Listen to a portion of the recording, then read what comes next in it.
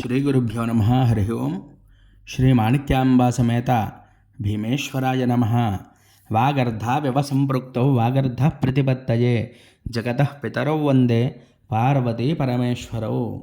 మనం భీమఖండాన్ని పురస్కరించుకుని 108 నక్షత్ర పాదలింగాలు మన ఛానల్లో అయితే మనం చేయడం జరిగిందండి. ఇందులో భాగంగా ఈరోజు మనం చూస్తున్నటువంటి దేవాలయం ఏమిటి? ఉత్తరాభాద్ర నక్షత్రం 3వ పాదం. స్వామివారి పేరు పార్వతీ మార్కండేయ స్వామివారు. అలాగే మరి ఇది ఎక్కడ ఉంది ఏమిటి అనేది మనం చూద్దామండి. ఇప్పుడు ఈ గ్రామం మనం వెళ్ళాలి అంటే తప్పకుండా సొంత వెహికల్ అయితే ఉండాలి, లేకపోతే మనం వెళ్ళలేము. ఎందువల్ల అంటే ఈ ఊరికి ఎటువంటి బస్సు సౌకర్యాలు కూడా లేవు. మనం ద్రాక్షారామను పురస్కరించుకొని యానం వెళ్ళేటువంటి దారిలో బాలాంతరం గ్రామంలో దిగాలి. దిగి అక్కడి నుంచి కరెక్ట్గా మనం లోపలికి కుడివైపుకి వెళ్ళినట్లయితే మనకు ఒక వంతెన ఒకటి కనిపిస్తూ ఉంటుంది. ఆ వంతెన దిగిన వెంటనే కొంచెం ఎదరికి వెళ్ళినట్లయితే 1/2 కిలోమీటర్ సుమారు అటు నుంచి రైట్ సైడ్కి ఒక రూట్ అయితే కనిపిస్తుంది మనకి కుడివైపు. అక్కడి నుంచి కరెక్ట్గా 2.5 కిలోమీటర్లు 3 కిలోమీటర్లు సుమారు లోపలికి ప్రయాణం చేసినట్లయితే ఈ గుడిగళ్ళ అనేటువంటి ఊరు వస్తుంది. ఈ గుడిగళ్ళ మరి సొంత వెహికల్లోనే వెళ్ళడం అనేది సాధ్యపడుతుందండి. ఆ గుడిగళ్ళ శివాలయం అని అడిగితే ఎవరైనా చెప్తారు. కొంచెం ఇది పల్లెటూరు మూల కొంచెం వేరే దేవాలయాలు అయితే ఏం లేవు ఇక్కడ. ఈ యొక్క దేవాలయం ఇది ఒకటే ఉంటుంది కాబట్టి చక్కగా మనం అలా అయితే సొంత వెహికల్లో అయితే వెళ్ళగలం. ఇక్కడ పార్వతీ మార్కండేయ స్వామి వారండి. చాలా గొప్ప లింగం ఇది కూడా.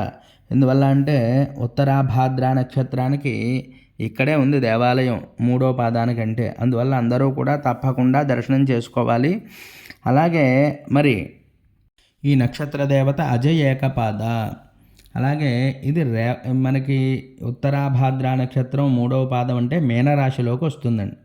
మీనరాశికి అధిపతి ఎవరు అంటే గురుడు. మరి ఆ స్వామివారిని ఒక్కసారి దర్శనం చేసుకున్నట్లయితే ఆ నక్షత్ర దోషాలు అలాగే జాతకవశాత్తు దోషాలు అయితే తొలగిపోతాయండి. మరి వెళ్ళే వాళ్ళు ఎవరైనా ఉన్నట్లయితే తప్పకుండా వెళ్ళి దర్శనం చేసుకోవాల్సినటువంటిది లింగం. మనకి వెళ్ళలేని వారు ఎవరైనా ఉంటే కనుక మన ఛానల్లో చూసి దర్శనం అయితే చేసుకోండి. ఇక్కడికి కూడా మనకి అగస్త్య మహర్షి వారు వచ్చినట్టుగా ఉంది. అలాగే ఆత్రేయ మహర్షి వారు వచ్చినట్టుగా ఉంది. భరద్వాజ మహర్షి వారు వచ్చి అర్చన చేసుకున్నట్లుగా ఉన్నది. అలాగే వ్యాసుల వారు కూడా వచ్చి ఇక్కడ స్వామివారిని అర్చన చేసుకున్నట్లుగా ఉన్నది మరి స్థల పురాణంలో.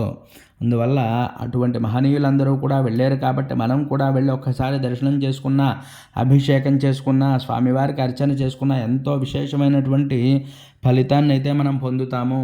అటువంటి గొప్ప లింగం ఏదైనా ఉందంటే మరి ఈ యొక్క పార్వతీ మార్కండేయ స్వామి వారండి. మరి తప్పకుండా వెళ్ళి దర్శనం చేసుకోండి. అంతేకాకుండా మరి ఎవరికైనా ఉపయోగపడుతుందంటే వీడియో ఆ జాతకులకి అందరికీ కూడా నక్షత్ర జాతకులకి పెట్టి చక్కగా వాళ్ళ చేత కూడా దర్శనం చేయిస్తారు అని చెప్పి మా ఆకాంక్ష. మరి మన ఛానల్ ఎవరైనా సబ్స్క్రైబ్ చేయకపోతే సబ్స్క్రైబ్ చేయండి. అలాగే లైక్ చేయండి, కామెంట్ చేయండి. మరి మార్కండేయ స్వామి వారి అనుగ్రహం.